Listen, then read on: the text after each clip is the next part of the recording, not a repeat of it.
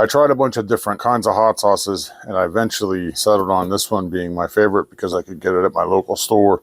Normally, I get the 5-ounce bottle of this, and I'll show you that in comparison. Or I get the chipotle. I love the chipotle flavored, and I started putting this on everything. But I just wanted to show you how this multi-pack of 3 12-ounce bottles arrived. Look at this box. Oh my goodness, it's like a Christmas gift. And there you go. You got some padding on the top here. Keep it all safe. You get 3 12-ounce bottles. They're big 12-ounce bottles. I'm going to show you this in comparison to a 5-ounce bottle. You can see right there.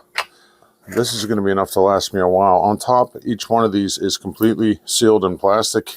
Serving is about a teaspoon. 72 servings, 0 calories. I like that. 0 carbs, 0 protein, 0, 0, 0. So this is good for me to put on everything. And I'm set up for a while. Good stuff right here. I love this stuff.